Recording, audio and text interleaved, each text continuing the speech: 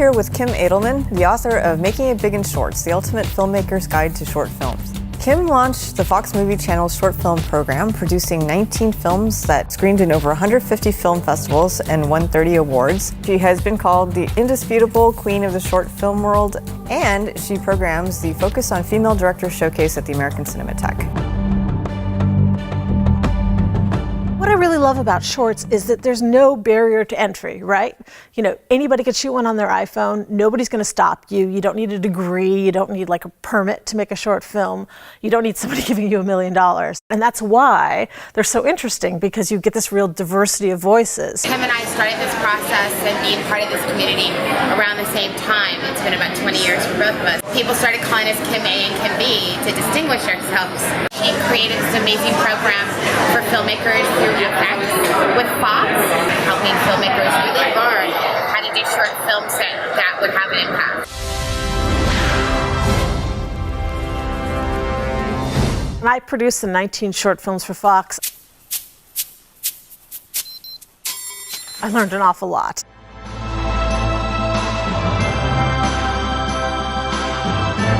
And I realized that so much of the information is taken from somebody who has done it before, and they pass it on to somebody who wants to make a short film. I think it's very important to share the knowledge to the next generation. I spent a lot of my time doing workshops and doing panels, because I think it's very important that all the mistakes that I've made and that the filmmakers I know have made can help somebody who wants to start out and make it seem less intimidating.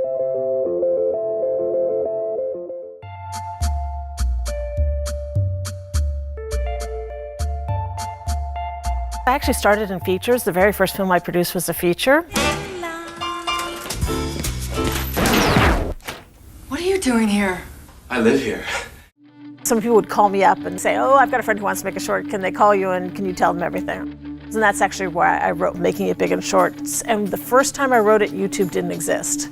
The second edition was written before crowdfunding, and that's such an important part of filmmaking now. The new edition reflects the way things are right now, and I'm very proud. Actually, a lot of my students who've taken my classes or who have read the book have gone on to be very successful. Lexi Alexander, who was one of my very first students when I was teaching short filmmaking at UCLA Extension, she was all ready to make her short film, and then her short was nominated for an Oscar. She's actually been very successful doing action films and television as well. She's directing Arrow.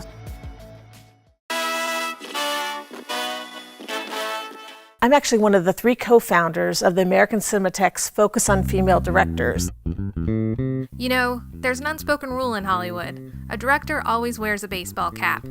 Well, I hate baseball caps. So one day, I decided to make a statement. I wore a dress to set. My statement? I can direct even if I look and sound like a woman. Next year will be our 12th year that we've done this. The whole idea behind it was, let's celebrate female directors at the short level and show people this person made an Academy Award-winning short. This person won the Cannes d'Or. This person is a famous director like Sofia Coppola. Aren't you interested in seeing the short film that she made that started her all off? The American Cinematheque's 10th annual Focus on Female Directors event that I went to last night. It was just a really great night. And every time they were like, hopefully, or maybe, the moderator was like, no, you will. And I was like, yes, you will make those films, and I will be watching them, and I will tell people to watch them, and people will watch them. I'm really grateful for that. That event even existed, so thank you, American Cinematheque. Very first time that we did Focus on Female Directors, we showed a short by Sofia Coppola, who I think is probably a female filmmaker that most people could name. But we also showed Miranda July, Andrea Arnold, and Nikki Caro. We also have shown short films by directors who we all know as feature film directors, but they started with shorts, like Sarah Polley, Sam Taylor Johnson, Penelope Spheris, Mira Nair, Zoe Cassavetes, Jane Campion's short Peel, which is one of my favorite short films of all time. So we've shown a lot of actresses turned directors. And I think that's a really important thing to do because they often don't get the same shot as a lot of actors turned directors. So we showed Jennifer Aniston, Kirsten Dunst, Julie Delpy, Isabel Rossellini, Brie Larson.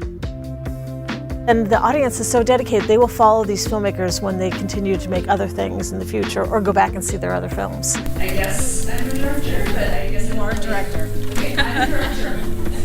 We finished a draft on one of our pilots. Great. And hopefully we'll be taking out that this year. You will be doing it. We will, yeah.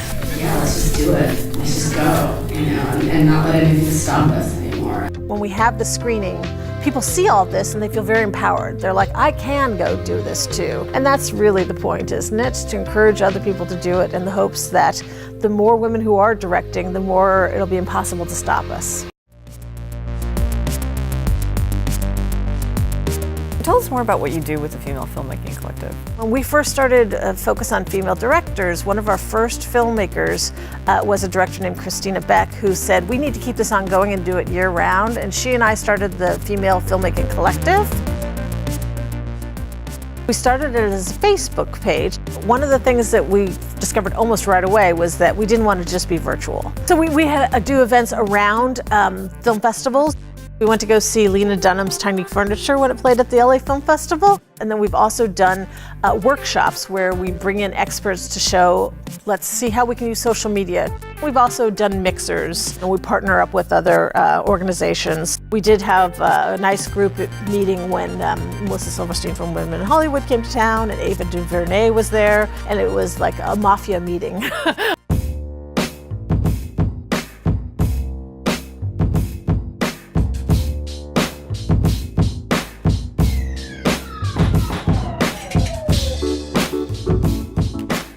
Short films really are like a calling card. And there are tons of examples of people who have made a short film and on the basis of that have been either used as a proof of concept to make it expanded into a larger film, or they have gotten hired to then go and make some other film. Can you tell us about how women might have difficulties parlaying a short film into a career relative to men?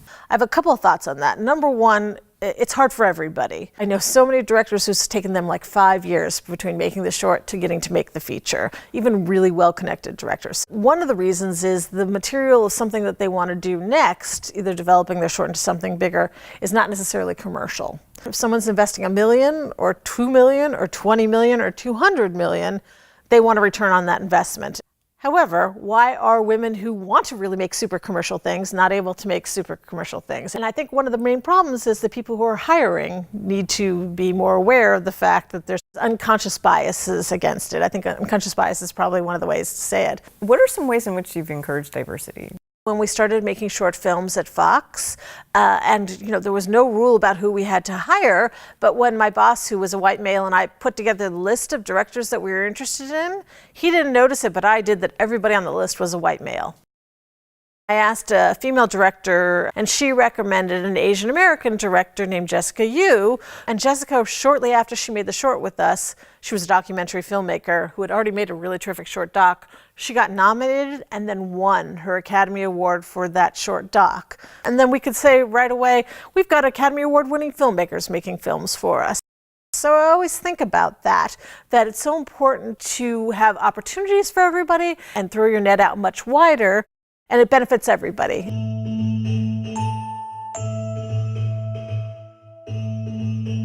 Who's your hero and why?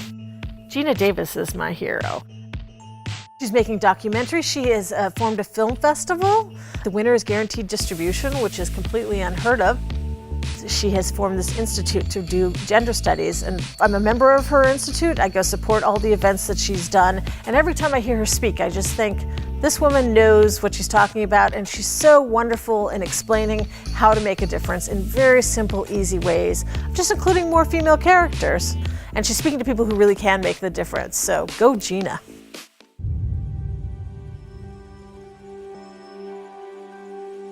My best advice to people who do want to make short films is don't put a lot of money into it. Make films that you can make with the resources that you have, with topics that you're interested in.